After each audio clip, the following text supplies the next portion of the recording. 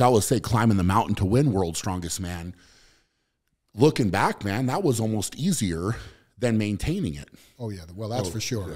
Right? Because now you're the hunted, and you're still a hunted. Like anybody who's a World's Strongest Man winner at this event, and I believe there's 4 of you. Yep. You're all hunted for different reasons. Yeah. The guys who've, you know, the younger guys who are one-time winners, they're being hunted by the guys who haven't won at all. Those 3 guys are competing against each other to see who's getting 2. For sure. Then they're all chasing you because they want to catch you to be 4, and then you're chasing someone else because you want to be the next guy to do 5. And For sure.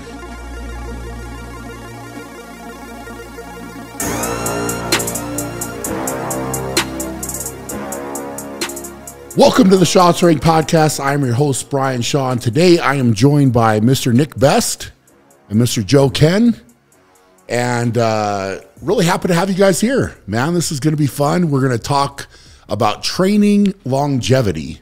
And I felt like this is an appropriate topic with all of us, but especially with you guys. And this is a question that I get a lot is, how do I prolong my career? How do I avoid injuries? Be smart with my training.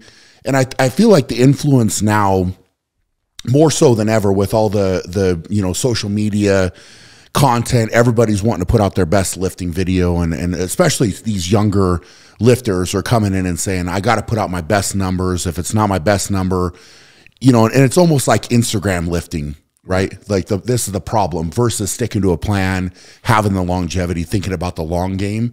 And so I just thought with you guys, it'd be a fun topic to kind of go down because you have some insight, you have some knowledge, you got your training background, how you came in, lessons you've learned. So yeah, I feel like we can have a good time with this.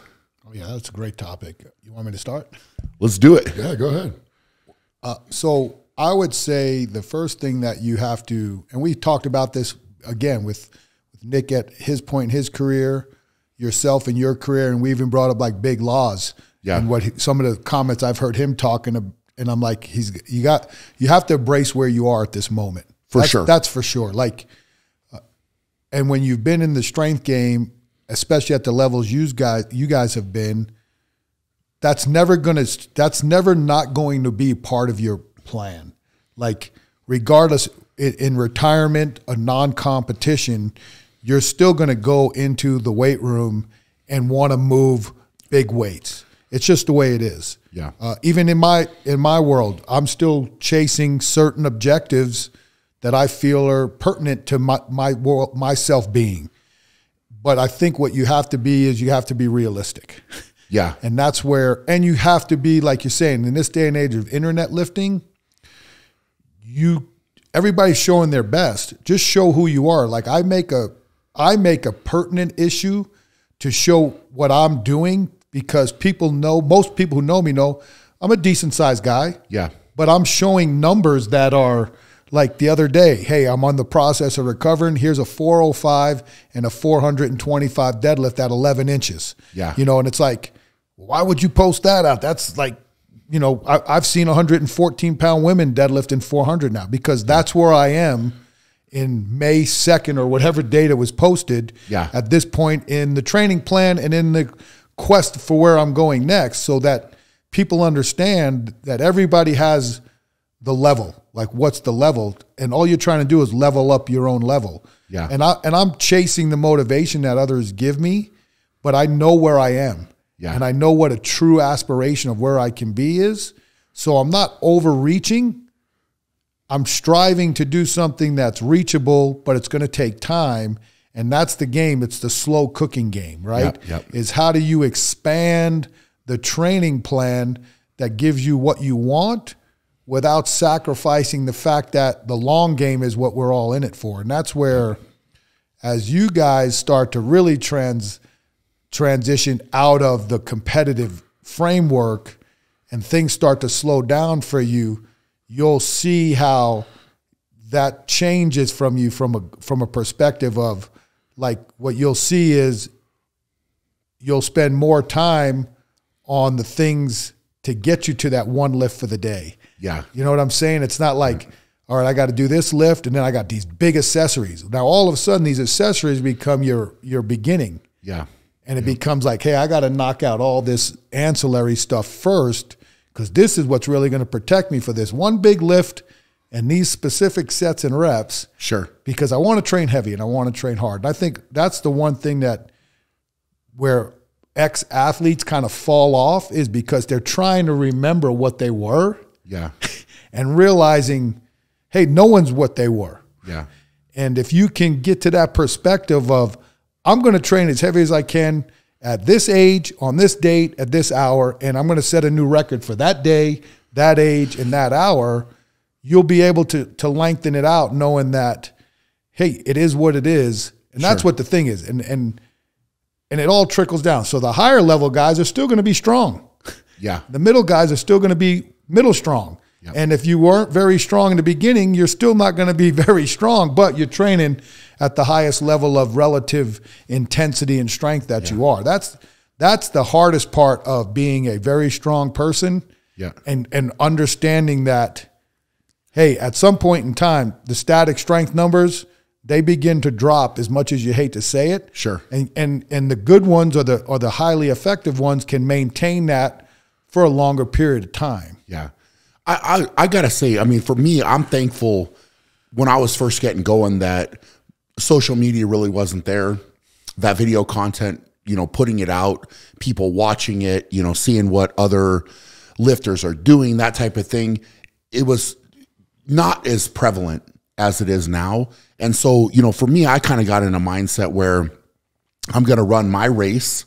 I'm going to do what I need to do for the day, go in and I'm really challenging myself to lift more, right? For me, not for anybody else. And I've tried to maintain that, even though we share a lot of different stuff. A lot of people don't realize clips that I'll share, most of the time it's not my top lift, right? Yeah. Like it's just a lift. And a lot of times I won't even put the number, and everybody's like, oh, what's the number? What's the number, right?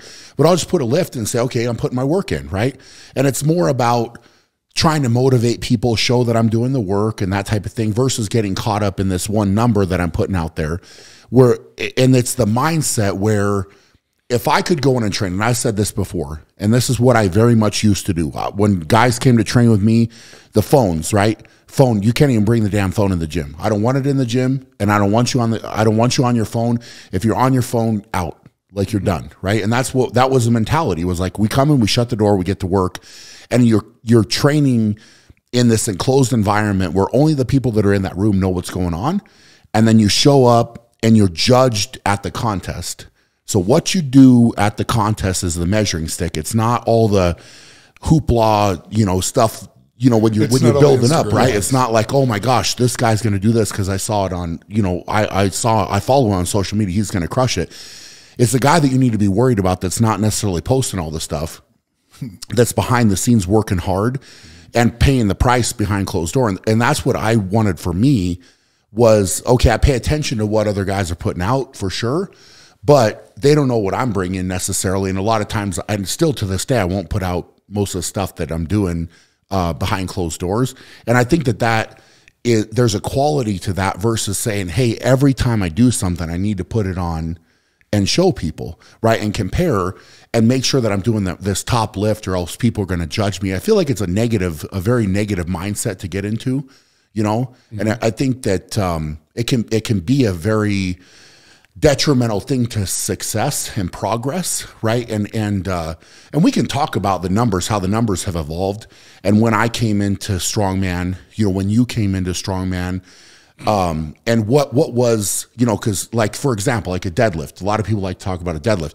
When I came into strongman, a 400 kilo deadlift, 881 pounds, big deal, right? Yeah. If you're pulling 400 kilos, that's like top of the mark. And then it was 900, right? 900 was then the mark. And then the mark was, okay, you got to be in the 900s. You got to be above that. And then it's all right, who's going to do 1,000? And everybody's chasing these numbers, but it's just like kind of a revolving thing. And the perspective changes over time.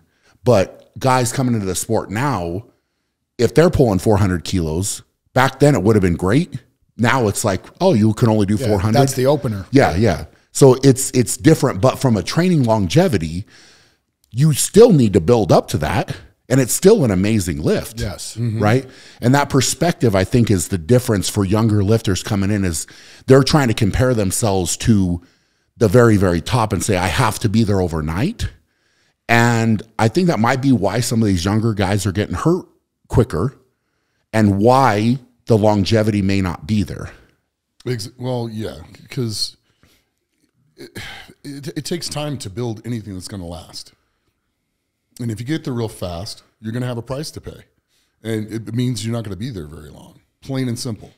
You build it one step, one brick at a time, like you say, and you just move slowly and methodically through it. Slow, methodical gains over time will destroy everybody in the long run, and you can stay there as long as you can find ways of staying healthy and keeping getting injured. As I've gotten older, most of the things that have been detrimental to my flat-out outright strength is injuries and suffering through them. And then I try to rehab the injuries best I can and get as far up and close to my new normal as what it is. And then I reestablish my new normal, and I set goals to break that new normal, which is what I just did this last weekend. Yep. And, which is coming back from an injury. So you're coming back from a lat tear surgery. I tore my lat completely off my humerus. Yeah. So which is not a small. Yeah, that's not a small deal. You're not right putting DMSO on that. No. No, I mean, it was a graft, 2 anchors, suturing that was the size of the cables that are running through this cord to go around to reattach it to it. And then he put a graft on top of that. It's more, Dr. McGee did a phenomenal job reattaching it. And then I had to do the work of getting it rehabbed. Yeah. So that's what I've been slowly and methodically but diligently working on all year. To get back to just throwing on a couple extra 25s on the weight stack and just rip and pull down. Yeah, no, that's impressive. It's impressive. Yeah, it is. I love it, man. Yeah, it's cool. Yesterday was actually the heaviest I've done lat pull downs since the surgery. Yeah. So I was pretty That was the environmental factors of yesterday. Yeah. Well, you're lifting with me. Yeah. You kind of got to throw down. But. Yeah, you got to go. So speaking of injuries, one of the things that I think like early on, and I always wanted to talk to the older guys, right? Like that's who I wanted to learn from, the guys that when I started getting in the sport, the guys that had been there for a long, long time. It's like you go ask them a couple questions. And I would ask them, okay, what maybe would they have done different if they would have known what they knew at that point early on? What would they do different? And one of the common themes that I kind of pulled away from some of those conversations was that they would listen to their body better earlier on, like in their career. And so I try to take that away and say, okay, cool. I'm going to try to be disciplined with listening to myself, because you have this, and it's tough. It's a tough line to walk, because you have kind of this, you don't want to be soft, right? When you're going into training, like I want to train hard and I can push through it, because it's like this mental discipline that you've built and you're going in there and, I don't like to quit. I don't quit, right? So it's like if something doesn't feel right, the tendency is to say, hey, let's push through this. Let's go a little bit harder. And I learned this for me.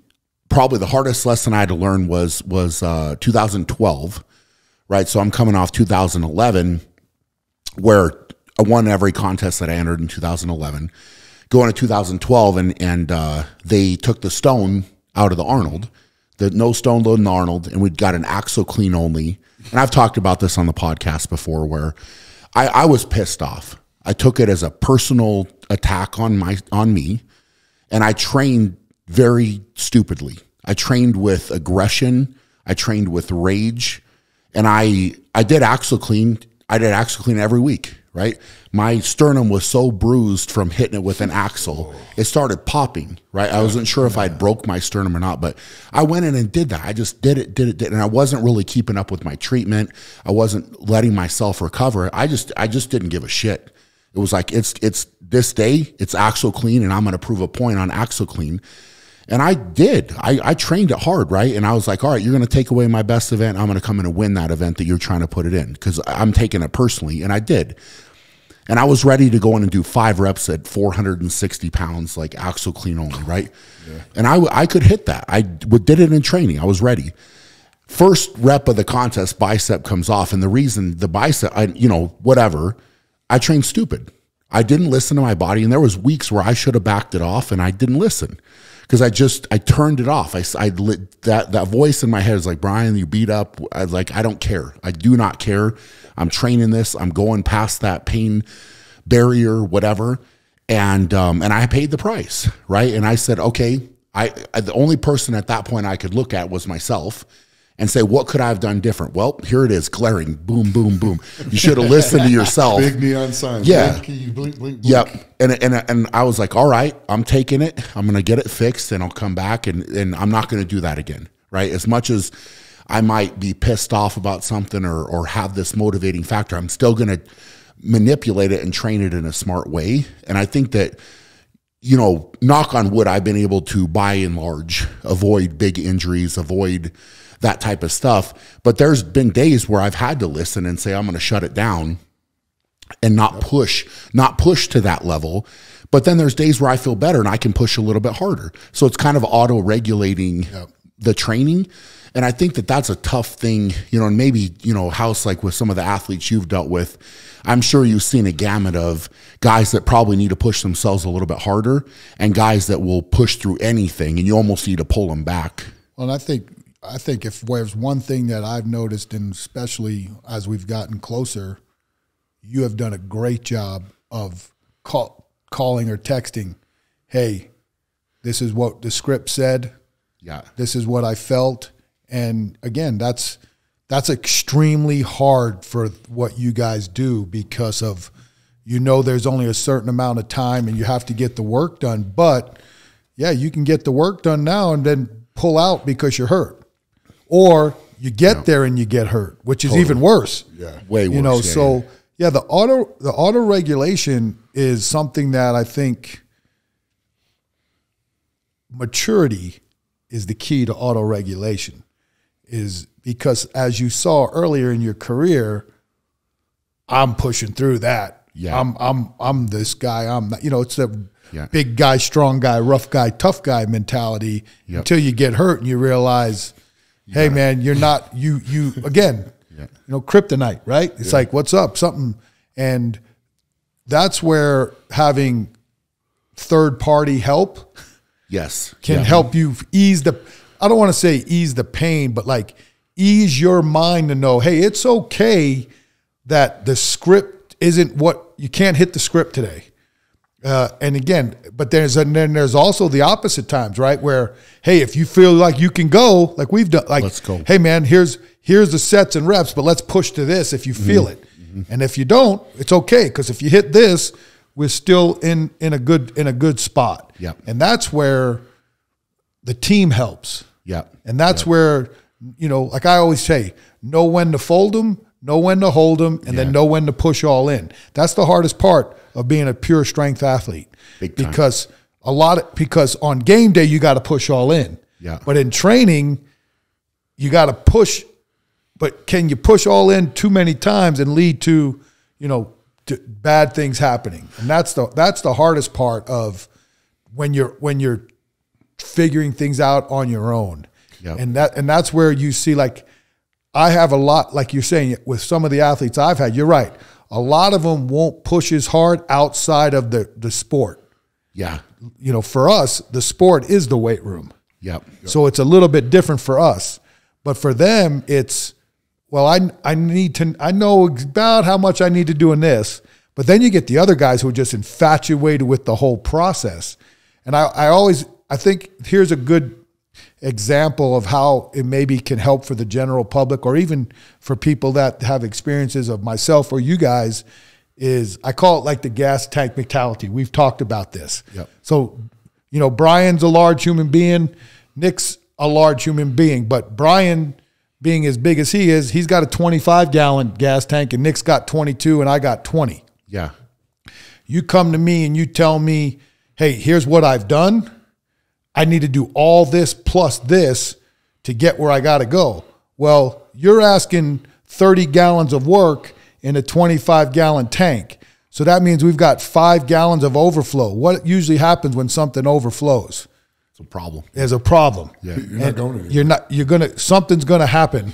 Yeah. So the question now becomes, which we've learned during our process together, is, okay, what can we remove that's not necessarily, it's ancillary stuff that we can take out so that we can add the things we need to maintain a full gas tank at 25. Yep. And then knowing that sometimes we're going to expend a lot of energy and we go down and we have to refuel based off of loading parameters and this, but we don't overshoot and go over 25 gallons and then lead towards, self-destruction and things like that. And that's where, so you come in with this plan.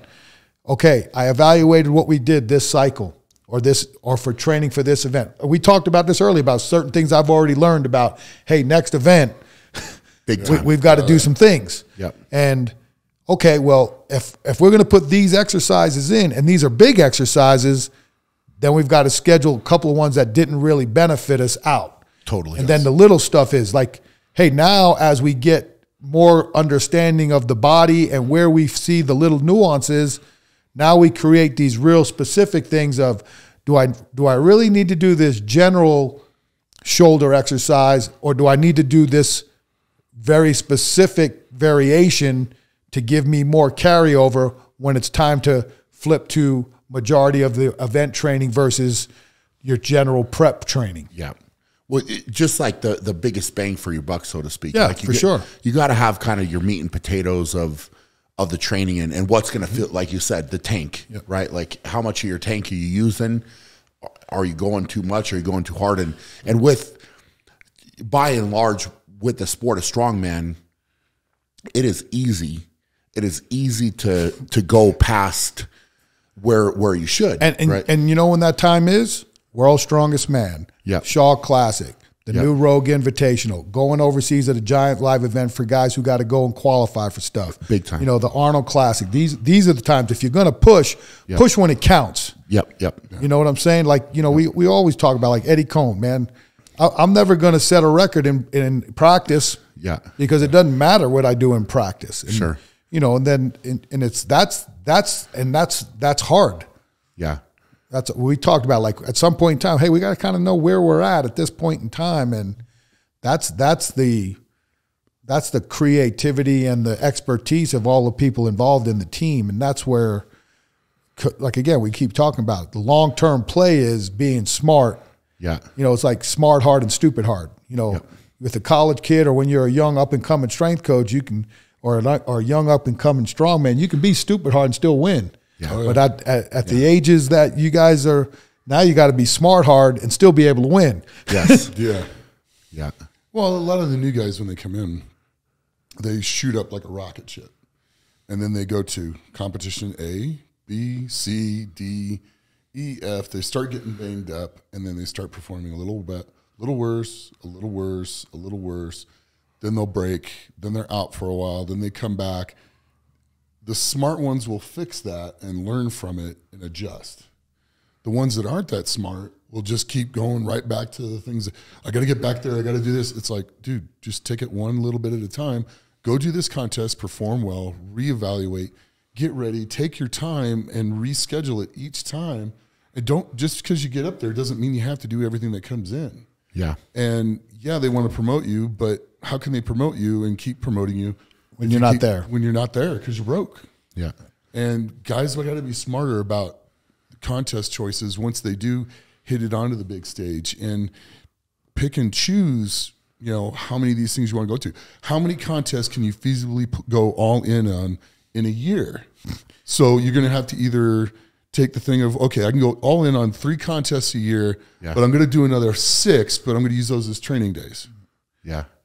Or you're going to do your 3 contests, and then you're going to sit back and train and do what you need to do to get ready throughout the year. Either way can work, but you need to understand you can't let your ego get involved when you go to the smaller contests that are out of season and maybe not win, but just go get good practice in. Well, and that's the key, because we talked about this early in our journey together this year about like utilizing meets as training meets, but because a lot of powerlifters used to do that, right? We'll go in, I'll set my openers, and I'll qualify for nationals, and I get out.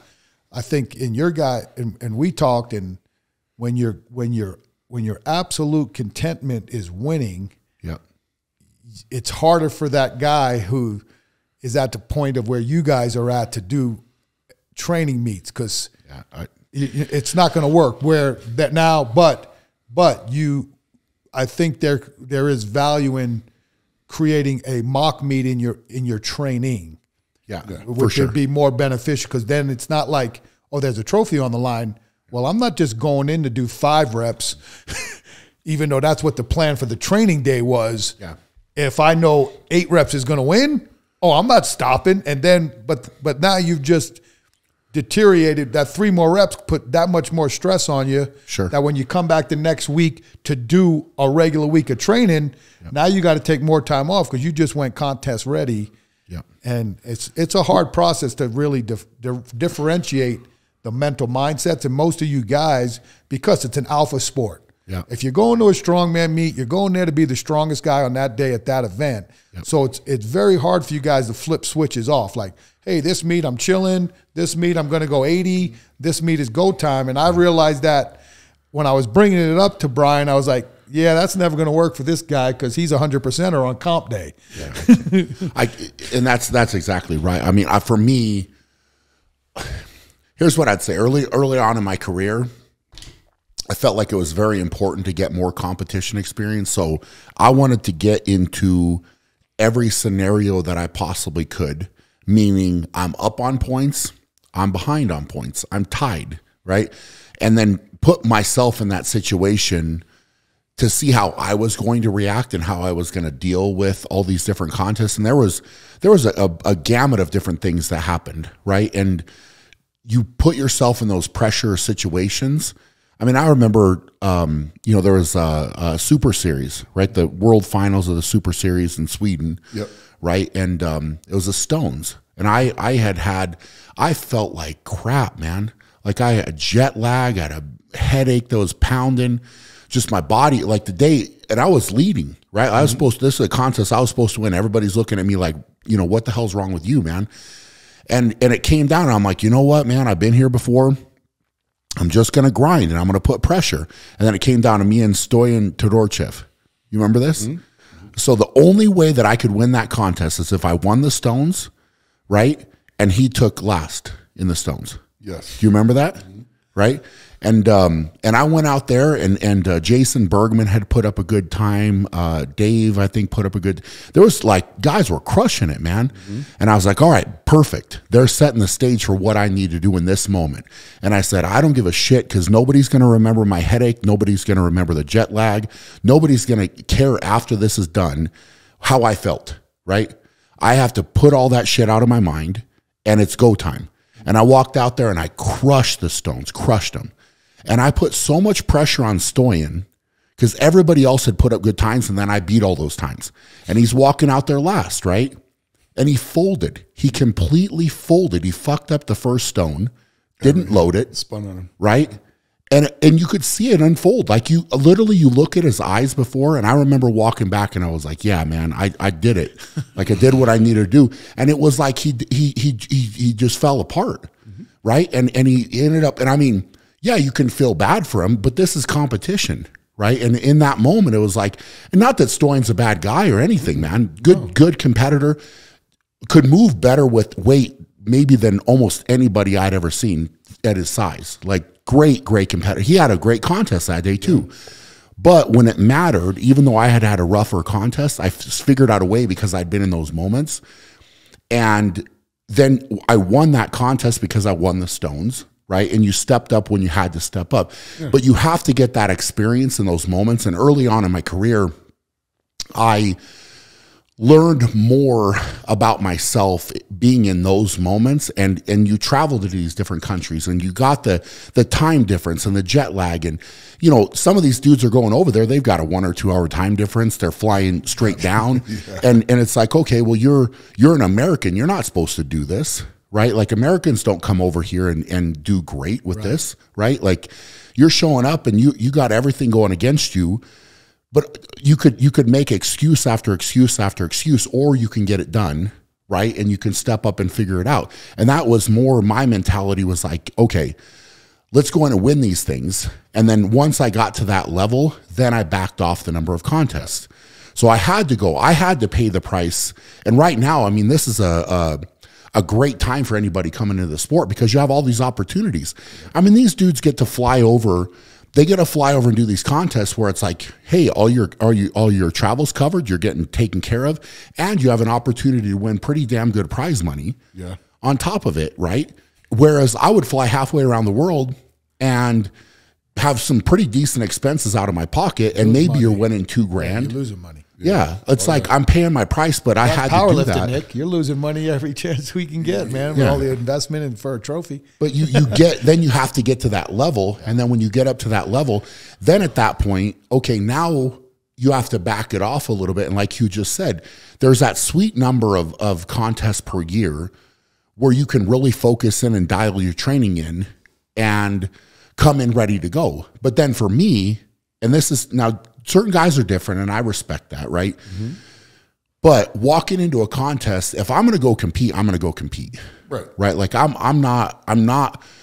can't mentally, I could never accept walking in and not going and competing for winning, right? So I'm not going to enter a contest and say, hey, this is training for me. I'm cool. If I get my ass kicked here, I'm just going to back off. No. That just doesn't work, right?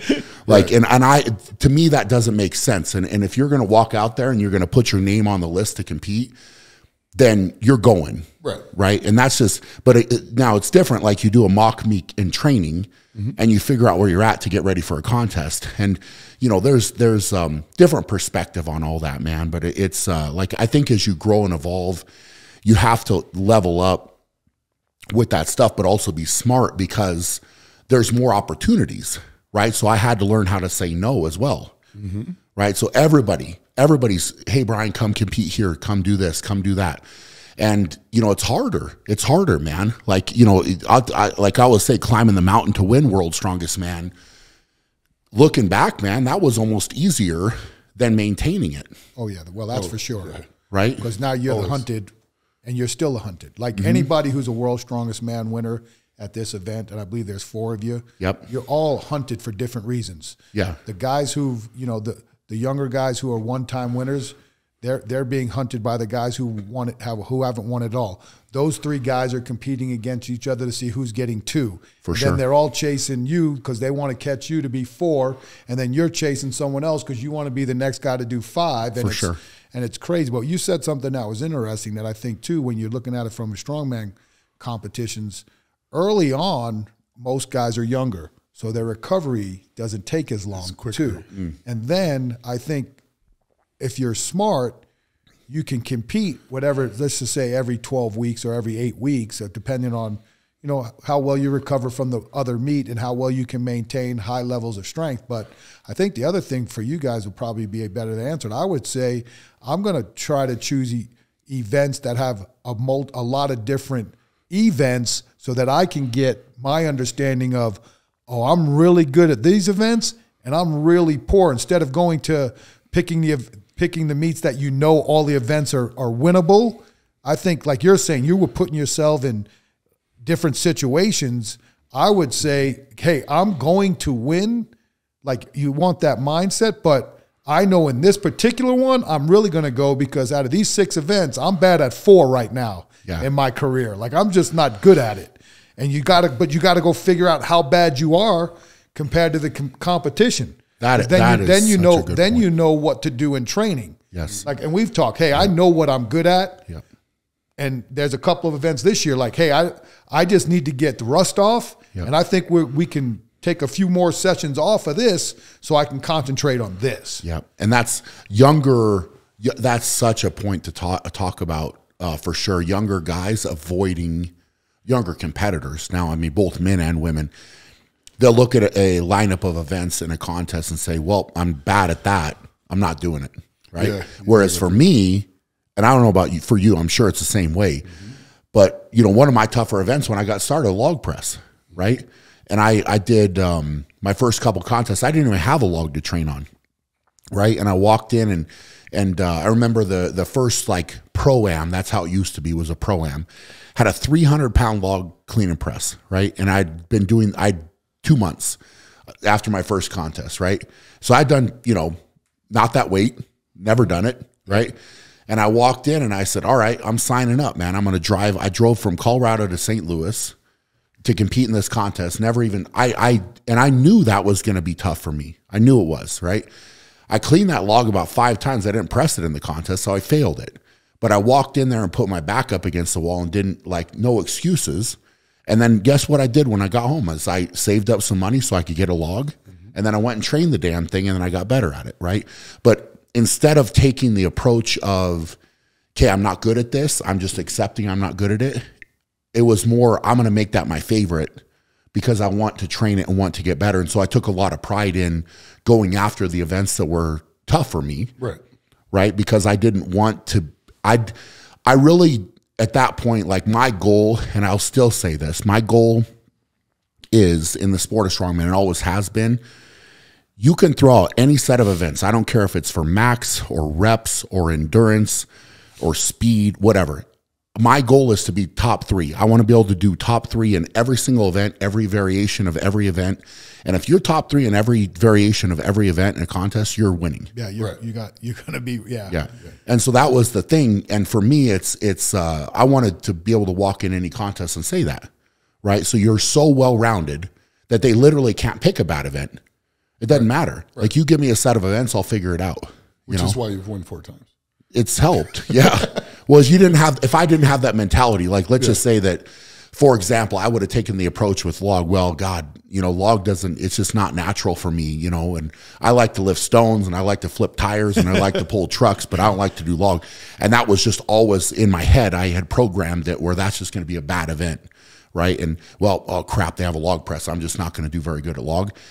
Completely different mentality versus trying to make it the best thing you possibly could. It's no different than when I was playing basketball. I remember, when I very first time I ever, like, working with your left hand, right, doing like a left-handed layup. I remember I went to this camp when I was younger, and it frustrated me beyond belief when I couldn't do something and couldn't do it well. So I went to this camp, and it was like, I felt pretty good with my right hand. I couldn't do my left hand. So I would just go drill it again and again and again and again. And I would force myself to get good at it. And then, it got to the point where around the basket, I could do right hand, left hand, left hand. But it took a lot of work. So it's kind of the same thing with like you equate that to strongman now, circus dumbbell. Right?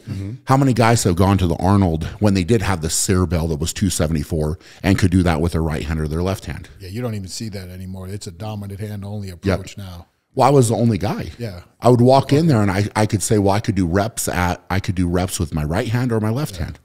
Right? But I worked on it diligently, whereas so many guys now are like, well, I'm right hand dominant or I'm left hand dominant. I'm only using that hand, So it's an approach of trying to get good at everything. But also the thing is, in my mind, is if you're gonna work one side of the body, eventually you're gonna create an imbalance there. No question. Correct. Right? Which will eventually cause injury. And look at it from that standpoint there, right? Like, when you see that all the time, you know that how much time is being invested in doing, and it doesn't have to necessarily match, right? Yeah. Like, if you're doing a 275 Sear dumbbell with your right hand, you better be doing at least half of that for some extra reps with your left. On your left hand. I mean, and I say that all the time as a strength coach. Look at the rotation athletes. Like, again, and I bring this guy up. He's possibly, with Jack Nicklaus, the greatest golfer ever. But I think a lot of Tiger Woods' physical issues and some of the issues he's had, would he have had them if he didn't do the same rotational movement from the time he was 4 years old to 46? Even though he trained it, we heard about his training. He brought really training into golfers, like look like an athlete. Yeah. But how much time did he spend on rotary and rotational movements on the opposite approach that could have maybe balanced him out a little bit more and changed the torque and the development of the body? And again, because if you look at now, especially with technology, and you see club head speed, how fast these balls travel, the torque on the knee and the low back, the constant. How many times has that guy hit a golf ball? Oh, you know what I'm saying? Totally. And it goes.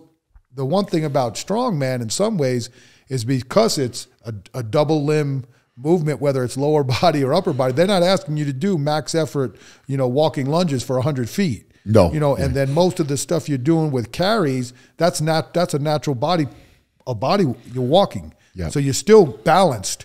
Yep. It's not one, hey, you can do 1,000-pound yoke walk, but you always got to lead with the right leg. Yeah.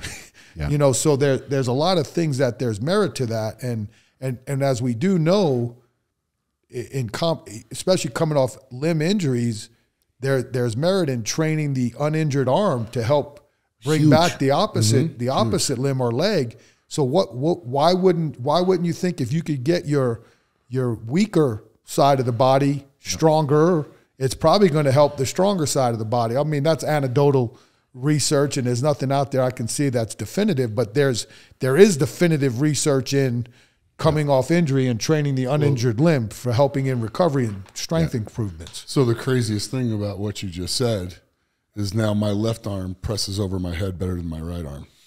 And the left arm's the one I tore the lat off on. Interesting. Yeah. So when I go to push overhead with an overhead press. Yeah. Yesterday when I was you could feel it drive better. It just looks better, feels better. Huh. It's just better. So I trained my healthy arm while I was rehabbing this, but now this has turned out to be better than this. And that's why, like, going forward, like when we're talking about like longevity of training, and you're building these like small readiness cycles, and I've seen this with myself, because as you get older, the compensations increase, where the emphasis on single limb work during that process has from health and wellness, I think has a higher reward for staying in the long game, because by doing that, you have more focus on where you have compensation, so that when you do go to the bilateral lift, you're going to see some improvements, and it's going to maintain joint integrity and health better. That's something that I think that has a lot of merit. And the crazy thing is, at the end of the day, it's the joint health and integrity that keeps you being able to do this as long as So with that being said, one of the things that I focus on, I guess, your guys' opinion, full range of motion. I've always emphasized that so much in my own training, is a full range of motion, right? And, whether that's a bench press or shoulder press or whatever. And you see these guys that now want to handle more weight, right? So what do? A half rep. Right. Or shorten range of motion. It's like, instead of taking a dumbbell down to your shoulder, they're stopping it at their ears, right? Because it's easier. And again, they want to throw up the bigger numbers, right? So, which is to create more wear in that one area and eventually erode the joint. Yeah, but from a longevity standpoint, flexibility. Correct. Right. If you can maintain good mobility and flexibility, so you can go through a full range of motion and you're training both sides, right? So all these things, it's like being strong front to back, or frontal plane, transverse plane. Like for you guys, I mean, there is value in doing rotational core work, because you spend so much time in the sagittal plane with some frontal plane things. The good thing is that you get in some of the transverse, because there are the carries. Yeah. So that you are doing some things like that. And then, there's some cool, but most of the time it's up or down. Yep. And that's something that where you build this robust athlete, and a lot of times that gets overlooked in certain sports. Now, obviously in most team sports, it's a lot of three-dimensional. So that stuff gets factored in. And that's where like some of that ancillary stuff becomes more important to the big movements of the day. But in some respects, it's actually helping you, and you don't know. Like you guys know, like you've seen it in some of your guys' training, like even yesterday, right? Yep. Here you guys are. We know, everybody knows what your numbers are that follow the strongman. And we're doing some band stuff, and that was toasty. Because it just exposes different things, and that's the key, right? What exposes, like, man, how is this? This has got to be something that's going to help me. Yeah. So this, again, what's the value proposition? What's the best bang for your buck? What are non-negotiables? And that's where the longevity becomes, like for me in particular, I know exactly what's good, and I know exactly what's bad. I know exactly what I need to improve. There's certain exercises that I would love to do that I just can't touch. Yeah. Because it's not worth a setback. Yeah. And that's where, and again, that's where it comes into, at certain points in your career or your game of long ball. Yeah. Is you got to be willing to accept that this is just the way it is. Like, Sure. I'm probably not going to barbell bench press ever again over 135 for reps. And I really don't care to. So that's one good thing. I've already knocked that out. Yeah. But there are certain things with a dumbbell that I think I got, and I like, and I can still do like log presses. Yeah. So like, I'm like, all right, I'm going to be, and now that I'm gravitated more into this space, coaching and evaluating, it's probably better off that I do log presses to continue to figure out the technical aspects more to give better coaching standpoint. Yeah, absolutely. So it's all a game of just finding hey man, where do you fit in this time and age, and can you accept it? That's the hardest part for the strongest men in the world. Yep. Is to accept that certain points, and I'm like, but look at what you've done. Like, you're still stronger than 99% of the world. Sure. And you've already accepted the fact that you no longer are at that level. So then you should be excited to be challenged. What's your next? See, and that's like touching on, like, I guess the ego part of it, right? Like, how do you keep the ego out of it when you're lifting? And I think that's something that I know that I, personally, with different guys that have come to train with me, they think they need to walk in the door and prove something, right? Like putting more weight on the bar. And I've had this talk with several different guys, and I'll say, look, man. One yesterday. Yeah. Well, you don't need to put more weight on the bar. That's not going to impress me. What's going to impress me is you putting a correct weight on the bar and moving it the way that it's supposed to move, right? Doing a full range of motion and executing the lift in the right way. That's going to be more impressive to me. And also, walking in perspective, I guess, of being in the space. And a lot of people might find this, funny or whatever, but different people walking in, they kind of feel like they've got this pressure saying, hey, I've got to, I'm around Brian or whatever. I got to put more weight on the bar. I got to do this. It's not impressive if you're lifting it with bad form. Right. Right. And that's where, taking the ego out of it and executing correctly, that's what's going to lead to the longevity. Right. And I'll say this, because I learned this really early on when I was in powerlifting, and they go, well, how come you didn't win? Right. And I'm like, and kind of like you're saying, you are who you are. Yeah. Strength is who you are today. This is what you are. So if I'm going to go into a meet, or if I'm going to come into a training session with Brian Shaw and I see your board where you're going to, and I know, well, I'll be stopping where his prep sets are. Yeah.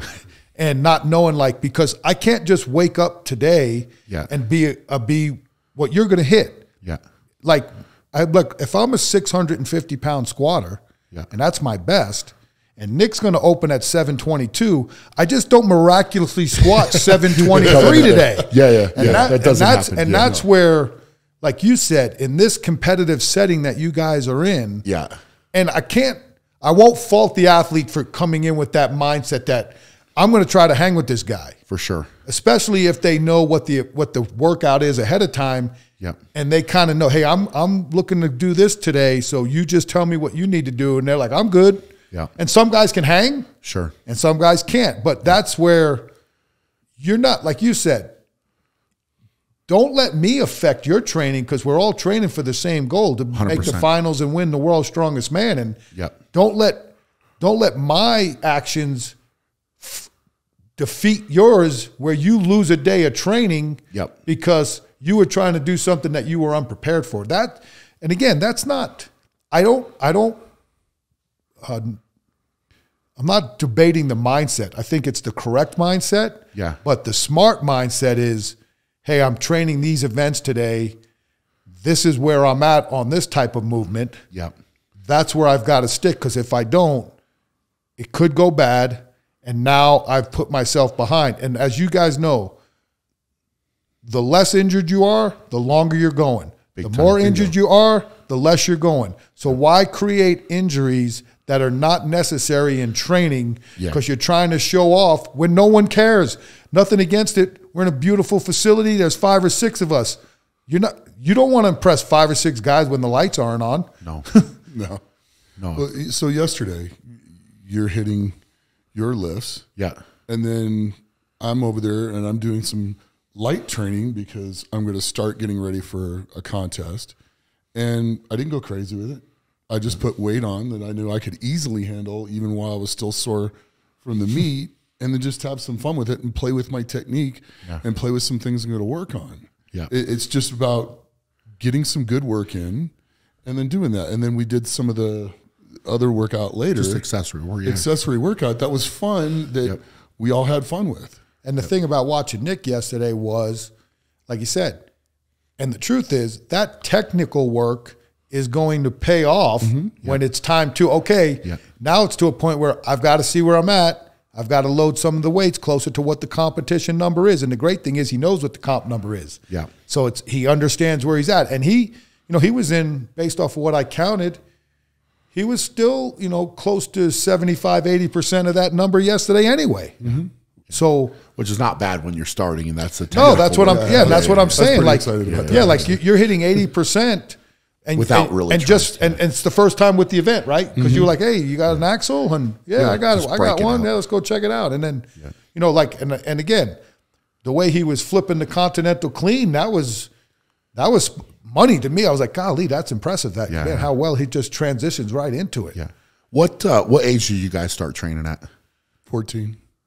12, 13. And I was right around that too, 13, 14. With that being said, like getting into it, you're coming, I mean, gosh, how many years of training is that then? 39. Yeah, what's mine? 42? 42. Yeah. So, I mean, and pretty steady. Like, I don't know if I've ever had over an extensive, 6 month. And I think that happened. I know that happened at Boise State, where I kind of it just went bad for, just was in a different space, and it was 6 months. I mean, I know several years ago at the Panthers, I trained 133 days straight, and I remember you putting 360 something out of 385 days or something ridiculous. And again, training for me is different. So like today, when I woke up, and I've learned to do this, especially when I'm on the road. I did 40 minutes of mobility in my room. I'll always pack a band, a peanut, and a softball. Yeah. I'll do self-myofascial relief, and I have my own little, I call it, elephant flow.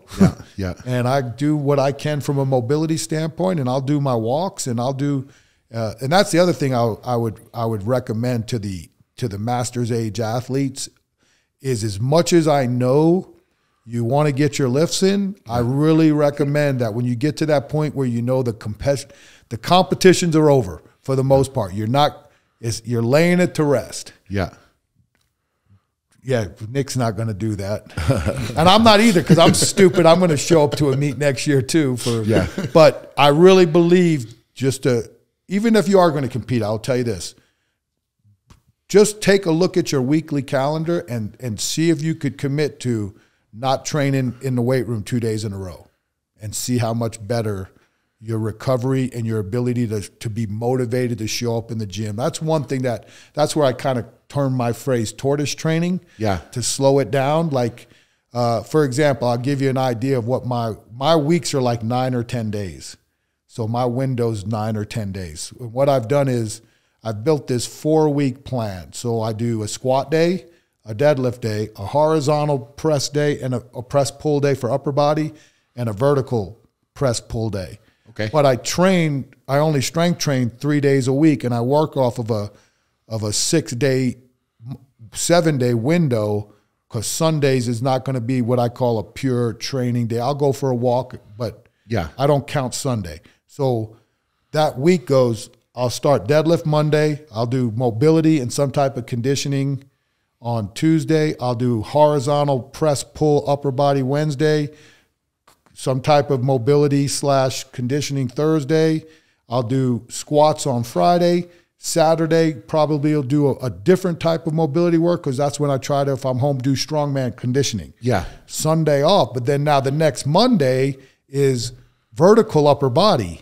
Okay. So then Wednesday's deadlift, and then hard. So I'll go like 2 belly button down days 1 week with 1 upper body day, and then the next week it flips. Okay. So that so what it does, it motivates you to know that these workouts aren't coming around as consistently as they used to be when you're younger. So the motivation to come in every day, knowing that not every Friday's like in college, not every Wednesday's Big Squat Wednesday, Totally. and stuff like that, where it just becomes monotonous. Yeah. And when you get older, monotony will destroy you. Sure. It keeps it fresh. So man. for me, it's worked, and I've still been able to increase certain types of strength without being like, oh God, it's Wednesday. I don't really want to squat today. Oh, today's upper body. Woo, Got it. Gotta Let's break. go. Let's I go. gotta break. Right. Well, the ability to take days off makes a huge difference too. Yeah. You have to realize when you're overtrained and need to just take an extra day off. Yeah. There's nothing wrong with that. Yeah. Yeah, I mean, at the end of the day, it's like sometimes it's like, you know, with us, hey, Yep. you're not training. Yeah. I mean, that's you're. Well, even still, that's tough. You know, and you know it's tough for me. Yeah, like because I know. mentally, like I think that's going to be the hardest thing for you as you get older. yeah.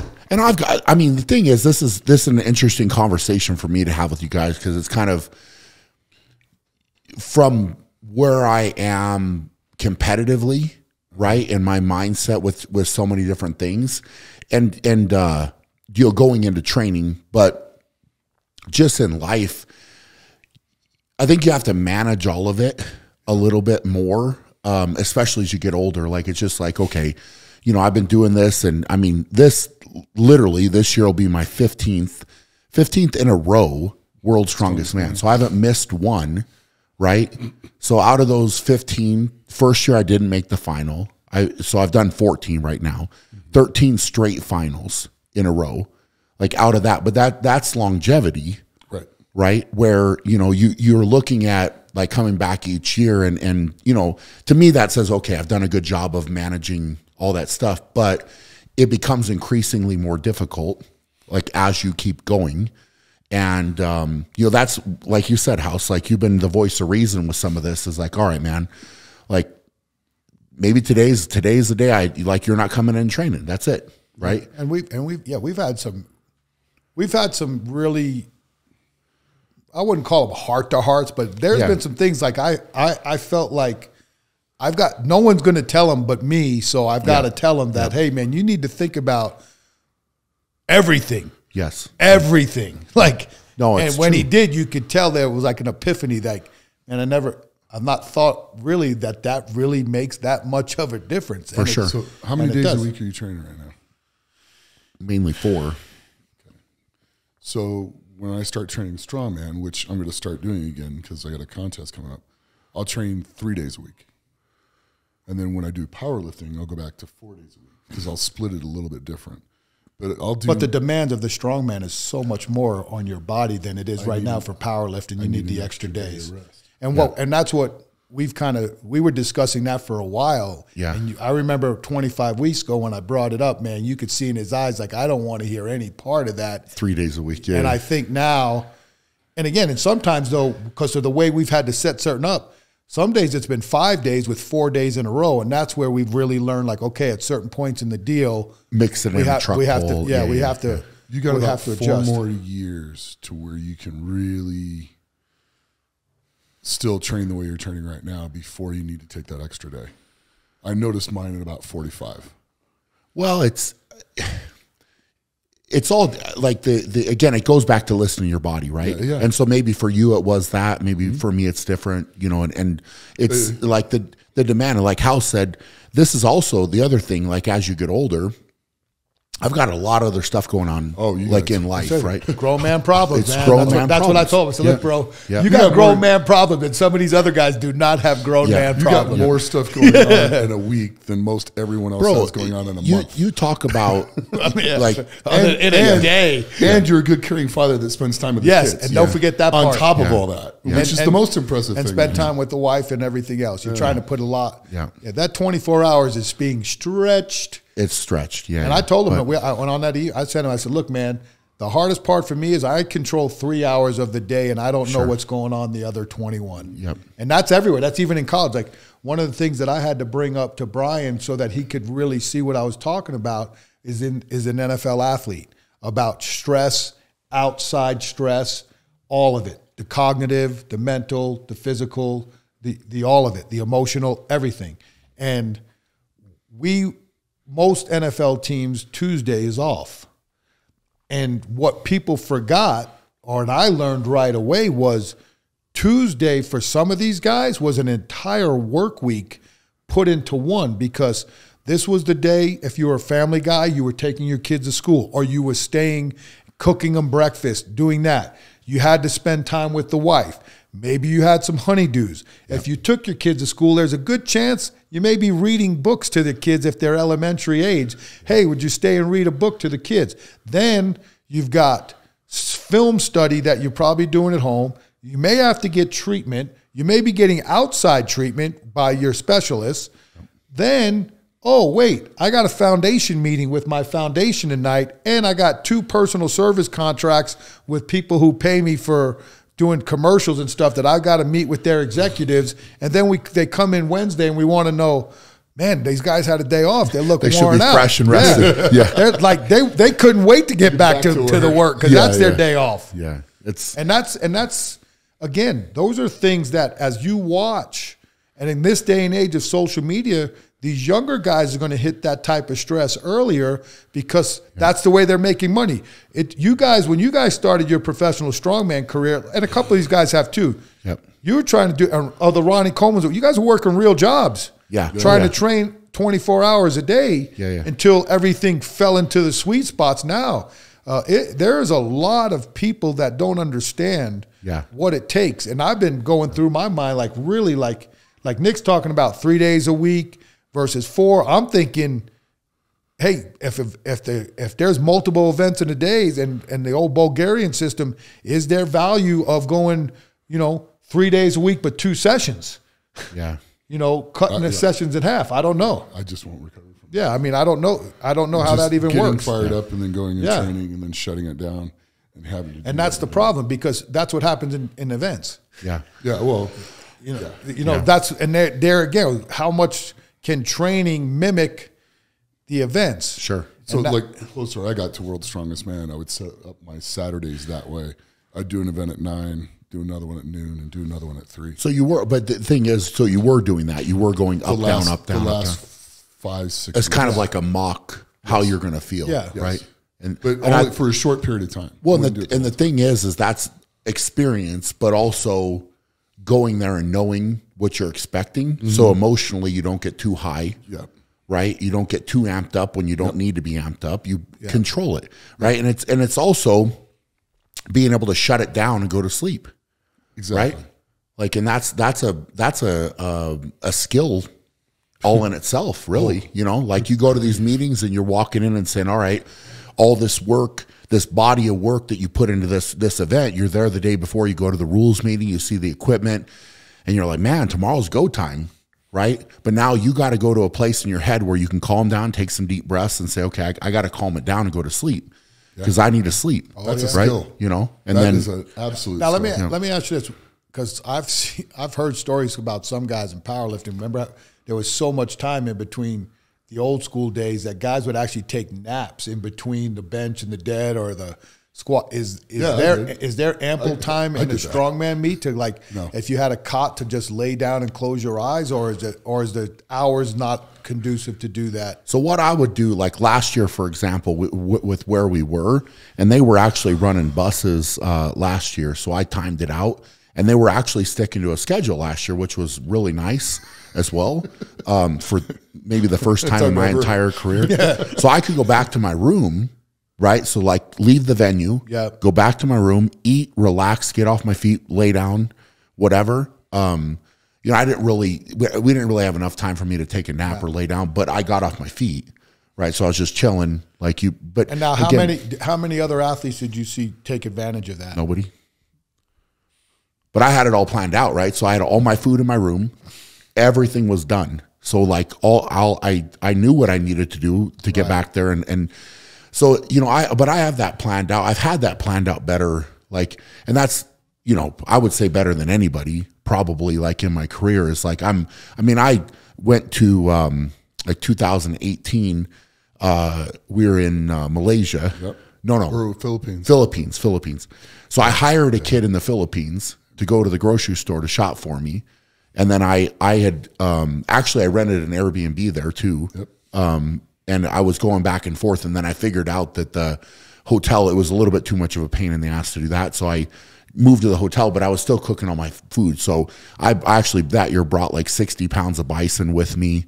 I remember that. Frozen. And like, I mean, I handled it, bro, because I didn't want to get there and not be able to eat what I wanted to eat. So this kid was buying me stuff from, you know, and he was loving it because I was paying him really good to go do, you know, I mean, he's making more money doing that probably than he could do anything else, right? Yeah. So, you know, but those are things like above and beyond. So you're trying to control the environment. So now I've got like trifecta. God, that's money. Yeah, that's because efficient. That's, you know, efficient quality. Oh, it's my good food. So I'm literally get to just they'll have it all there for me.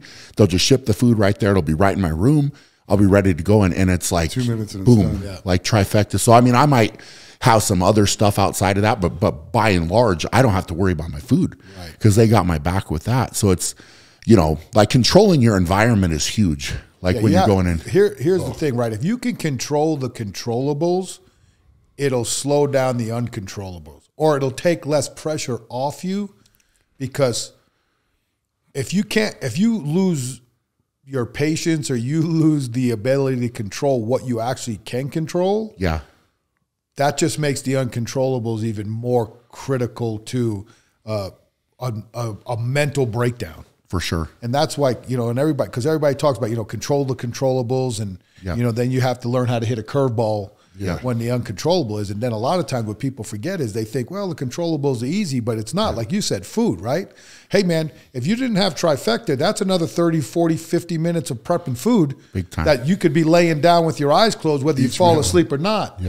You know, or or even like, hey man, you know what? I'm gonna contrast shower here real quick before I get back on the bus to go warm up. Absolutely, just little stuff like that. So was it 2013? 13 that did this, that made it to where you bring food to all the contests? Was that the defining moment? 13? I had because I remember traveling with you to some of the other ones. And you didn't bring your food, but every year after that, I stepped my game up. I stepped my game up there. 13 was Sanya. Right. So that was a tough one, bro. Like, I mean, you know, you're horrible.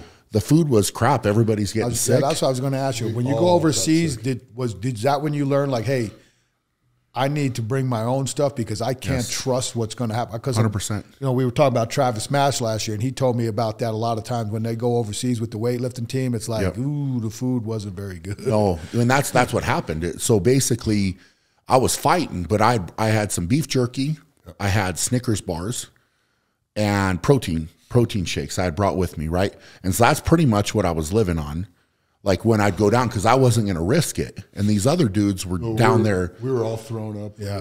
I was pissed, man. You remember how mad I was. Oh, yeah. Right? Like I'm just walking down there. I'm looking at the food and I can't even tell what the hell it is. And I'm like, I ain't eating that. And all the stuff that was cooked all the way through was eaten by all the athletes. And all the stuff that was halfway cooked was still sitting there. But it would be sitting there for the first, second, and third buffet of the day. So here's what I did, right? So the medical guys had gone to some sports bar. The Dolphin. Yeah, Dolphin. You remember the name of it. That's crazy. So of course he does. Yeah. So I went there, and I'm assuming it was beef. I'm hoping it was. So I went there, and I started. And it was all in Chinese, right? So it's like I literally had the translator guy, right, on a piece of paper, take me to this Dolphin sports bar, right? So I could give it to the taxi guy. And then I had another piece of paper that I kept in both in my wallet, and I marked them with colors so I knew where I was going, and then take me back to the hotel.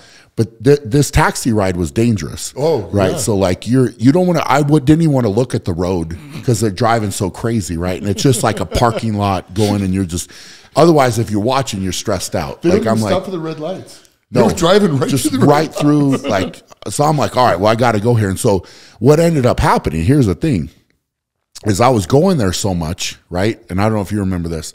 The girl that worked there thought that like I was going there because I liked her. Do you remember this? Yes. Right? So here's what started happening. She started coming to the events, and she would pack me burgers. Yeah. So she started bringing me food like a bag, and she would just show up and like smile and give it to me. And I'm just, all these dudes are looking at me like they've got this hot crap that's sitting out in the sun. And I'm like sitting here eating a burger that's like perfect. And they're all looking at me like, Brian, what the hell, man? You know, and I'm like, well, hey, you know what? Sucks for you. Like I'm sitting here eating. And so she started showing up to all the different events and coming and watching. And I was like, well, I'm not going to tell her I don't like her. You know, she can keep bringing me food, but that's the truth, man. Yeah. But after that, I learned my lesson because I was like, all right, I'm not in control. I'm not in control, and they're feeding us this, and all these dudes are getting sick, and they're dealing with that, and that didn't really get me. The last day, the night before the finals, my stomach got a little bad there, but I still got up and pulled that deadlift and did what I had to do, you know. But again, it's controlling the uncontrollable. Or not controlling the stuff that you can control, right? Yeah.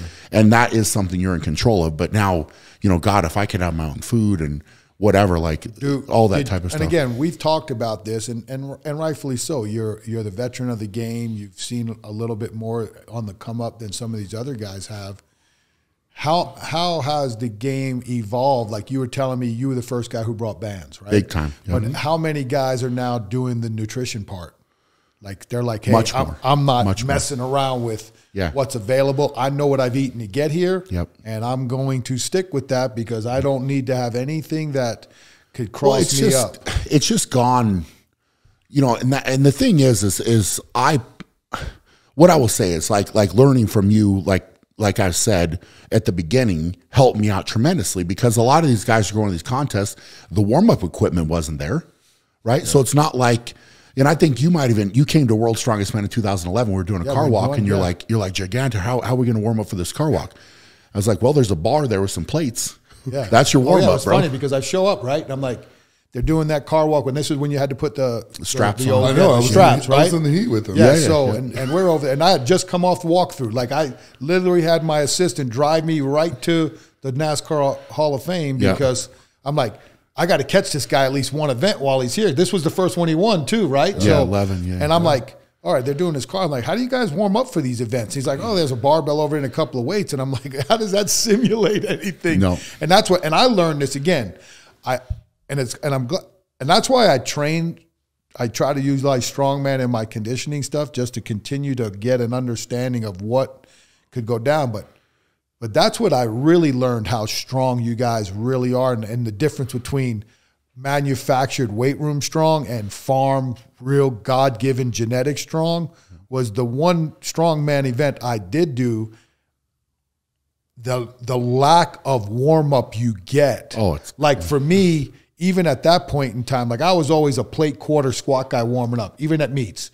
If I'm going to go open up at 5 or 550, it's 135, 185, 225, 275. And here I am now. And again, it wasn't a whole lot. I think at Chad's meet, it was a trap bar deadlift, like 450 pounds. And I'm like, all right, well, I didn't even get to warm up. Like for the first time in my life, I'm going to do something with, hey, tighten your belt up because it's go time. It's go time. And I'm like, that's when the pure, and again, that's why, like you said, if you're capable of training and you're working with certain parameters of sporting athletes that you can understand something more, that's when the whole dynamic of what you guys really were really hit me. Again, like we had to do a 180-pound log for reps. But there wasn't no 100-pound log to practice on. Yeah. You had to practice on the 180. And I'm like, well, I'm definitely not doing any to count. I mean, I know how many I'm good for, and I can't burn that out by doing the exact weight in the warm-up room. It's like crazy. Yeah, the bands are crucial, man. And I've adapted those over the years. I mean, I've run the gamut of different events at Worlds, and sometimes you have to warm up. And it might be a quarter mile away, like where you're going to be doing your event, right? Like I've been in Botswana and you're like warming up over here where there's some concrete, and then you got to walk through this jungle path to get over here, and this is where they're going to do the event. But you're waiting, right? You're waiting a certain amount of time. It's like, well, if I'm going to do a pressing event, I got a damn band with me, and I'm taking it down there. I'm keeping myself warm.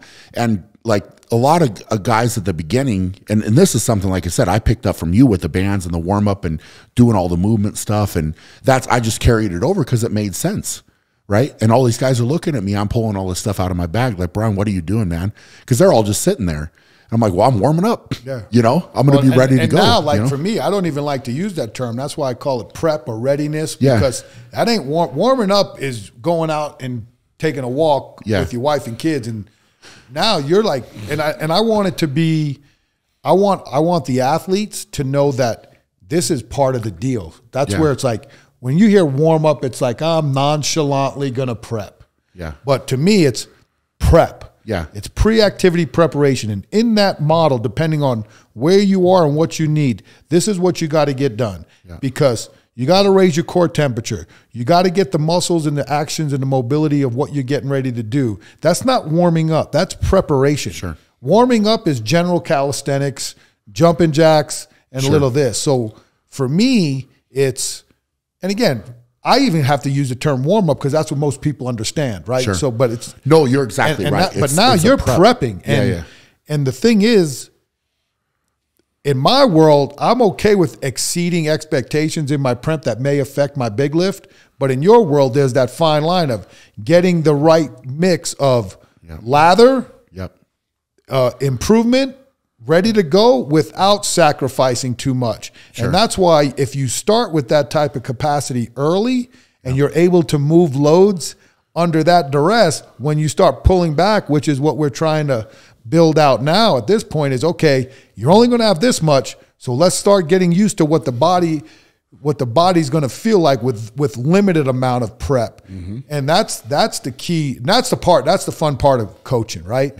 Is like really dialing in and like, yep. Now we got to figure it out. And that's what people have to understand. The longevity of being as strong as you can is on all the little ancillary stuff that when you're young, you take as a joke. And it's like we always say, like with the athletes, all that ancillary stuff that's important that we used to put at the back of the workout and guys would skip out on. That's why I moved everything to the front. Then you hit it right because now I know you're going to get your posterior chain. And I know you're going to get your posterior shoulder. Sure. And I know you're going to get your core. Smart. And I know you're going to get your neck. Because the truth is, all of those areas are highly injury-prone areas in most sports. So I'm protecting you before you even get to the things that are going to enhance possibly your overall KPIs of athleticism and strength and power. You got to do that stuff. And it's just, I mean, I've tried to do what I can to level up and, play the game and be smart. And, I think I've contributed. I've tried to help out other guys. I mean, I think there's, different competitors that said they've learned a lot, and that's awesome, man. I learn from you all the time. I've learned from you too, right? And that's the thing is it's kind of coming in. It's like, hey, Nick, I'll pick this up. You train together, you pick this up, you look at that. And that's, I think the capability, the learning capacity, if you stop learning, you're done, right? And that's one of the things that I've always loved is trying to learn more, right? And being open to new knowledge, new ways to potentially do things a little bit better. And I've had to evolve too, man, because here's the deal. If I would have stayed where I was in 2008, 2009, 2010, 2011, I wouldn't have done what I did, right? Because everybody's coming in, and like you said, it's a target, right? Like you win World's Strongest Man, you got a target. So every contest I'm walking into, I got a target on my back. And my job is I didn't want to win one, right? I wanted to win and win and win and win. And so it's like, okay, I got the monkey off my back, so to speak, right? But that was to me just the start of it. And that's how I approached it, was like, I'm coming back better. I'm going to come back better. And 2012, that was and I've talked about this before, 2012 was a tough year for me because of the bicep and then the nerve stuff and whatever. And it's kind of like you're going from the top of the mountain to the bottom, and then you got to climb your way back up. But, that drive and like hunger to get better, that's what keeps you coming back and keeps you winning. And I think any top athlete in any sport, you gotta have that drive and passion and hunger to get better and want to keep coming back, right? Because if you're content, you get complacent. Hey, everybody's coming up, man. Like you don't think other guys want to win. I mean, just like we said with World's Strongest Man, there's 30 athletes. I'm one of 30. right, going in there, right? And all these dudes, you're telling me not all those guys, if you ask them they want to win that title, of course they do. You're not going there if you don't want to win. I mean, yeah. And it doesn't matter where you are or what you know. It's just like we were talking about. If you're in Division I athletics, yeah, and you don't have one inkling of a prospect of going to the league, whatever league that is, you're probably not going to fare well, and there's too much work to be done. Of course. To stay in that sport as long for even if it is for the academic scholarship or to get a degree, it's just way too much work, and that's where you find competitiveness. But there's also people who you should go there with always I want to win, and then there's realism. Like I don't know how many times like I tried to be as disappointed as you were the times you weren't on the podium. I always tried to bring that voice of reason, and my thought was, someone's got to remind him that, hey, winning is the ultimate, but you're still the podium. There's a reason why there's a podium in individual sports. Sure. Everybody wants to be on the top of it, but everybody wants to be on it. Yeah. And I'll tell you this, because I respect the motivation that you use for the non-winning years, and you will have so much more appreciation when it's over. Of course. I mean, you'll almost, I would be surprised if it wasn't emotional when you line them all up. Yeah. And you're like, look what the F I accomplished. Sure. And again, I don't want you to me, I'm kind of okay with you feeling the way you feel when you don't win. Yeah. Because it motivating you to continue to win. Yeah. Like you're not satisfied with podium finishes. Sure. Your satisfaction is to win. Like, hey, I kept this in here for a full year because I had an opportunity to win, and this is how it went down. And then I had an opportunity to do this.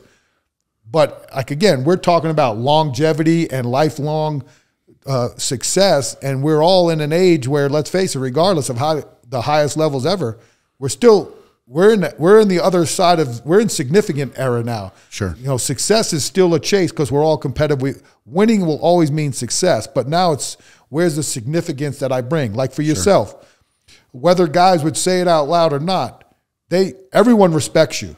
Yeah. Because the way you handle yourself, and let's be truth, you've brought a lot of cool things to the game, not only in the game, but outside the game, where these guys don't have to worry about possibly having a full-time job because they can make money off YouTube, or the game has opened up so much with sponsorships and how to play that game from like Nick was talking about business the other night. Like, man, the business stuff, man, where did you figure, and again, like you're saying, there's different businesses.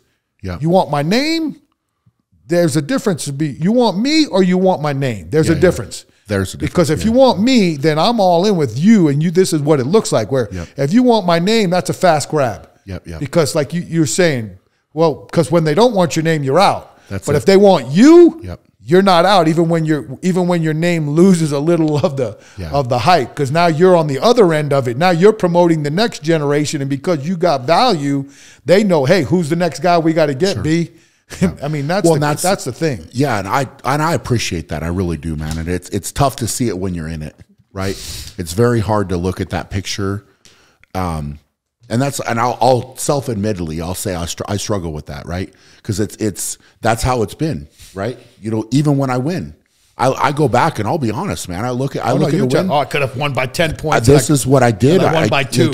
And it's just, I think when you're that competitive, it's something that is a quality, but then in the moment you don't look at the bigger picture. It's very hard for me to see that. And it's like individual accolades in team sports. I've said it about myself, and I've said it to a couple of the players that I've coached. Like, I've been very, very fortunate. Like, I've been around so many good people that I've won individual awards because of people. Yeah. I win because of athletes. Yeah. Anything a coach wins on an individual basis, it's because the kids, for some reason, they believed in you and they enhanced what you asked them to do to a level that is ungodly. But during that moment, like being coach of the year or being this, when I'm coaching, I could care less, man. I'm trying to win a Super Bowl. Or I'm trying to help these guys win a Super Bowl, because if I can get them to win their goals, I reap that benefit too. Sure. But then you get into the space I'm in now, and now all these individual accolades, have merit now because they've got value to me. Like, hey, why would I pick this guy? Right? What's the difference between this guy here and this guy here? And then you look at, they both did the same job. Well, this guy's done this. And this guy's done, well, not so much. Well, and it's I think you're right. The perspective will change.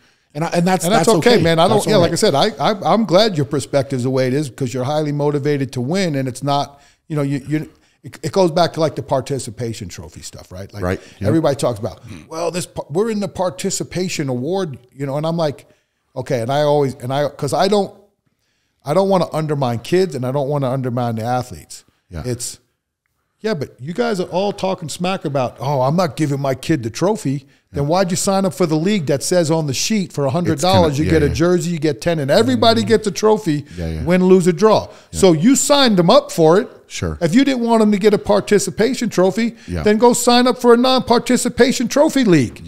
Where just the winners get the league, or the hey, if you come in first, second, and third as a team, you're awarded trophies. Okay, I get it. So if I'm 0-10, I'm not walking out with a trophy and smiling and going to Burger King. That's my whole thing. It's like kids are soft. Is it soft? Are they soft, or is it because society's changed?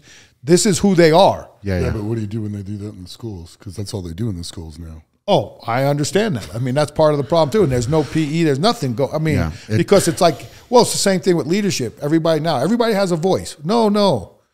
You know, leadership. You earn the voice. Leadership is not about everybody can be a leader. There's a reason why it's called leadership.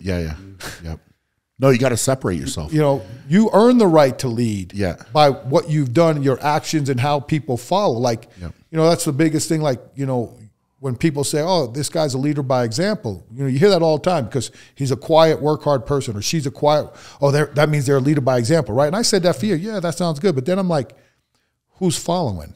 Because sometimes you just need a good, hard-working SOB because you need a lot of those people. It's like military, right? You got generals, you got captains, lieutenants, corporals, however that hierarchy goes, and then you have the soldier. And some of those guys gravitate into leaders of certain segments. But then there's certain guys that are just straight teammates. And that's what people forget. It's like, hey, at some point in time, there's a definition of what a leader is. And if there's 365 people out there, all 365 can't be leaders because then who's that person that's following? And that's where with a leader by example is, well, who's following you? If no one's following you, then you're really not a leader by example. You're just a hardworking SOB, and that's okay. That's all right. Yeah. No, I agree. And you know, winning, man, that's a whole different topic with kids and, you know, that type of thing, like you know, whether participation trophy and that type of thing. And it's something I'm going to struggle with, you know, with my boys. I'll have a hard time. If you keep score, winning matters. So then let's teach these kids how to lose with, you know, how to win with dignity and how to lose with respect. Well, losing is an important lesson too. Right? It's important. And how you lose, right? And I take it a certain way. And there's people out there that might say, like, we're bringing up the second place trophy I kept in a box for a year and then I brought it out because it's motivation to me. And I showed it to people, but at the end of the day, looking at that means something to me, right? I'm doing it for my head, like not for anybody else. It's not for a show. It's not for anything else. It's just like, hey, that's motivating to me. It's been motivating to me my whole career, right? Like seeing what different trophies that I could go through. Every single trophy I have has a different meaning, story. I could tell you how I was feeling. I could tell you what I could have done better. I could tell, you know, that's just how it is, man. I don't like, I analyze things a lot. You know, and and there's been people that I've heard in your profession that feel like you overanalyze it sometimes, and it costs you sometimes. Yeah. And so, you know, and that's part of, you know, part of being competitive, I think, and it's you know, going in and attacking, and you know, I think I addressed that a lot better this year, maybe, and I'm excited, man. I mean, but you know, you're motivated, you're hungry, and go into different things and. You know, it's playing the long game, though. I mean, circling back to the whole thing, it's like when I'm getting in every different piece of the puzzle along the way and different people that have influenced me, like you, set the stage for, hey, Brian, what do you want to be doing when you're 30, 35, 40, right? Well, I want to be lifting at a high level and competing. Well, what the hell am I doing? You know? So it's kind of like listening to those voices early on for me was very smart, right? And I could have been stubborn and said, you know what? I'm not listening to that. I'm going to go do what I'm going to do. And I probably wouldn't be where I am, you know? Well, and also, like you said, like you did something that I'm sure some of the guys that were the generation ahead of you appreciated, that you didn't come in as a snotty, cocky dude. You're like, hey, guys, I got some questions. Yeah. Would you mind asking? I'm just trying to figure things out. And now I think guys feel that they can come to you if needed. And, I've helped out, build a relationship with you. I've helped out more guys, and I will too, right? Like, and I'll even go like it. And this is probably weird. Me saying this and like that is probably weird because of how competitive I am, right? But I want to beat their best. I want to beat their best, right? So it's like if I'm doing something and there's guys that have come over at Worlds. I'm not going to name names, but there's certain guys that have come and they sat right by me. And they literally will tell me, I'm going to watch everything you do just because I want to learn, right? And they're a new guy or something. I'm like, okay, I can respect that. If you have a question, I'll help you out, right? And they come in with that attitude, and typically those guys will get a lot better, right? And they'll come back and they learn little things and they learn little tricks and they learn, you know. And so, but I will help. And that's one thing that I think you could probably ask anybody out there that's competed.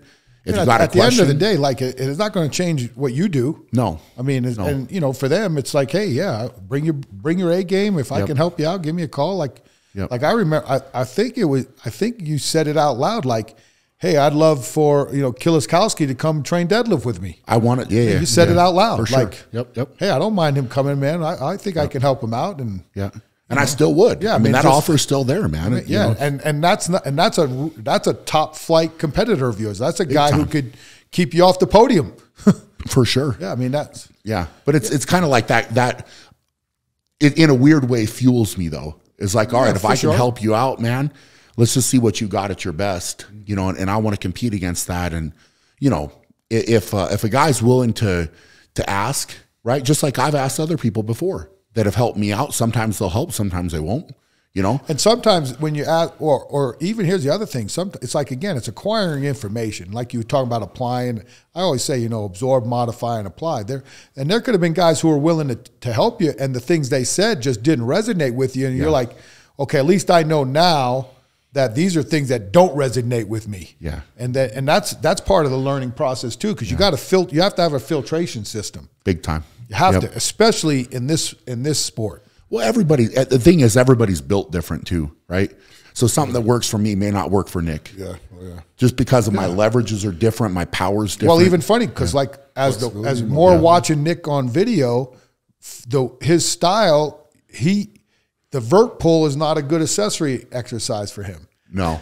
Because of his style. And it's not that it's a bad exercise, but like when we're talking about the tank and what's the go-to, Nick could do that like once every month just for a change of pace because, hey, I'm bored. Sure. I'll try this. Where for us, I think it's an important part to keep in. Big time. It's a different mechanical advantage for certain guys, and it is what it is. Okay, I have a question. Okay. So what should I be doing? I have to study more because your stance and your style is very unique. And again, because of you and again, I don't want to say this without sound like a PT, but like tighter thoracic, so you're very strong with a little bit more curvature of the upper back. Yep. But because your lats and all of that can maintain tight, it doesn't break form.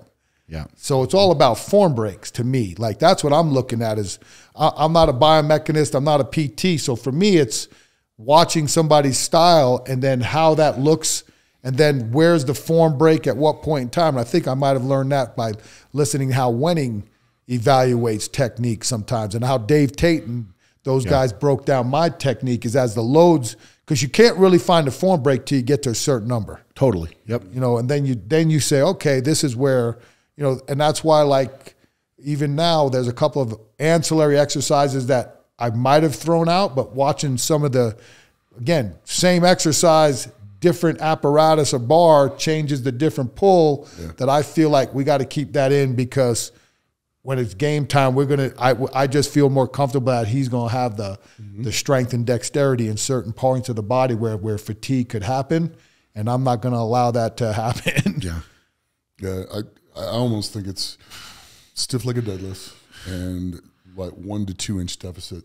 Yeah, I mean, that's because my problem's not the floor. Because what happens when I get to the bar to my knee? game No, over. no, yeah, It's game over. Yeah. And that's why, matter like what for it me is. personally, like that's when, for my when my goal was to pull 500 at 50 when I hadn't deadlifted in anything, and I was like, and I missed it, and I barely got it off the ground, and that's when I was like, okay, I'm doing pauses at the shin off of a 2 mat deficit, and the next year when I pushed it and it broke, and it flew up. And everybody's like, you got 25 more pounds. I said, I didn't come here for 25 more pounds. I came here to do 551. There it is, baby. I'll see you in a few years. Yeah. I'll come back and try to hit that later. But that's the thing is, like, you find right away, like, come on, man. And the numbers were right. Like, I know, and like I was telling Brian, this is where, to me, sometimes I get really, I don't want to say, I don't know the right word, but like, I'm like, I need numbers. Like we're talking, I'm like, I need these numbers because then I know, like I told him, I know if I do 465 for a single on a 2-inch mat deficit and I can do 500 pounds on a wagon wheel, I'll pull 500 from the ground. Yeah. I mean, that's the things like, that's the things that I'm learning now with all the accessory stuff and how we've kind of tracked the loads. We'll know more. Like I said, I've already figured out a couple of things moving forward. Okay, we need to keep these in longer. We need to do certain volume changes longer on a couple of specific lists, but then the rest, but then what we were working on has exceeded expectations. Sure. Like, there's just, so now it's okay, how do we just even it all out so that we got all this stuff together? And again, that's where when you're working with the right athlete, they're not mistakes. Like what we didn't make a mistake. It's just, we got a lot of things great done, but now there's even a way to get better. It's not a mistake. It's, I know how to get us even better. Let's go for it. Yep. And that's the thing about the constant back and forth banter or house. I looked at the charts. I think I like this better. Fine. Because it's in the end, it's his. Yeah. I'm just a small piece and I'm cool. Like I like being the strength coach because it's a background job. Again, I've been fortunate that people know who I am, but like in the end, like I'm cool. Like we've talked to some discussions about World's Strongest Man and the role and stuff, and like what the rules are, and I'm like, hey, I'm cool. Like, don't worry about me, man.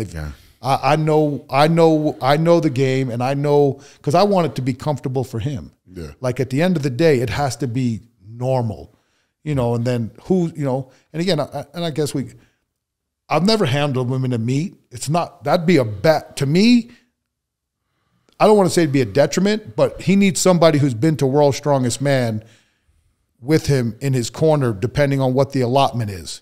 Yeah. So for me, if I'm about the limelight, you're only allowed one. Well, that's me. But it's not about me. It's about what's going to be the most comfortable for this guy. Because if Andy was going, it's a no-brainer. Yeah. You know what I'm saying? So it's like things like that. And it's like those are things that are learnable.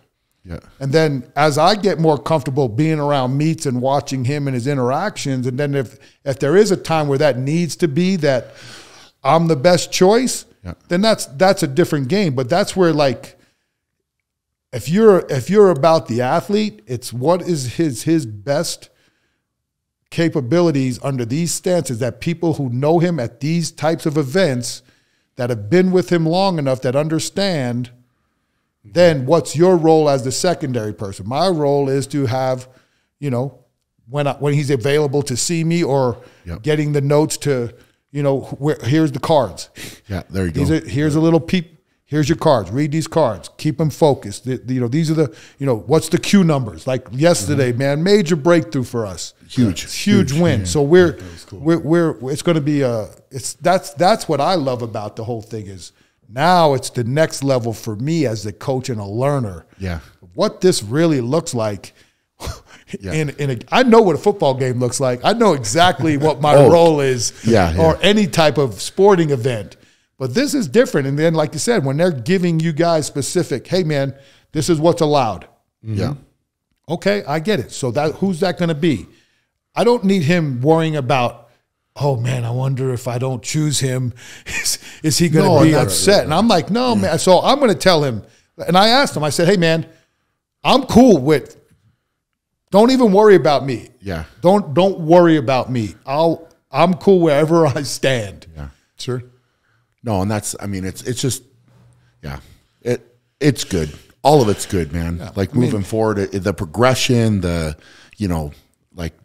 just going back to the. But even like yesterday, like I was saying, man, like with your experience and just learning, everybody's just learn like everything's out there, and that's and the older you get, the more you appreciate it. Like you don't look at the younger you are, and these people like, hey, can I give you advice? No, I didn't ask you for your advice. Sure, I know what I'm doing. I'm the man. Don't you see the? Hey, I'm one world's strongest man. Yeah. I don't need your help. And then you know what you find out when you never win it again. Yep. Golly, what if I had listened to him? Maybe that help would have given him, and I would have won another one.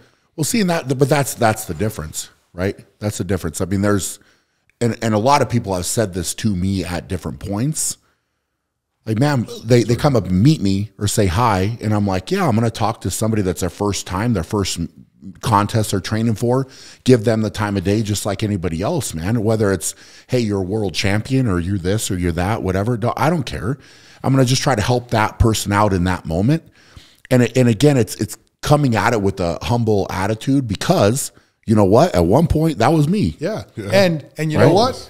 Most athletes don't get to end on a high note. No. So in the end, you hit that point of greatness and coaching the same way. And then all of a sudden, hey, you're just a guy or you're just a girl or you're just and you're back to reality, right? Sure. And it's like, and now you got to find a way, to stay the course. And that's the part of like, the long-term commitment to training. And when you show up at these meets and you've been done for whatever, whenever those is for you guys. And sure. Like even for me, like, hey man, I have a certain appearance that I want to uphold. Yep. Like I know what I am, I know what I'm not, but I'm not going to be different. No. Yeah. Like, hey man, I'm gonna train as hard as I can, build who I am, and that's it, because that's what people expect from me. Sure. Like, and again, I don't do it because everybody's like, damn, man, House is still trying to bang weights. It's like, that's all I know. I don't know anything different, man. Yeah. So you love to do it. Yeah, for me, that's do part of that's part of me, like being exuberant and like being committed to the task is like, hey man, if this is my trade, and I'm fortunate that I do a sport that I can practice that trade. Yep. That's why like football is extremely tough for guys because they can't practice their trade year round. Sure. That makes it a hard sport to prepare for. But a basketball player, a soccer player, a hockey player, lacrosse, softball, baseball, you can do that daily, 365. For sure. Yep. Well, I think that's a good ending point, man. Yeah. It was great. It was good. It was good. Really good. God, I feel like I could talk to you guys all day. I know. we kind of did. We kind of have, I've been an all day affair. That's Eastern time, but it's already. Yeah, it's already rolling up. Wow. Yeah, we got eating to do. We've got other things to do. So, if you guys haven't, make sure to check out Nick Best, Joe Kenn, Big House Power. Follow him on Instagram and give him some love. But if you enjoyed the show, please share it. Give us some love in that way, because the more reach that we have, the more people that share it, the more we're going to be able to impact people and spread a positive message. So. Appreciate you guys. Love you guys. Hope you all doing amazing. For now, go out and be great, and we will check you guys later.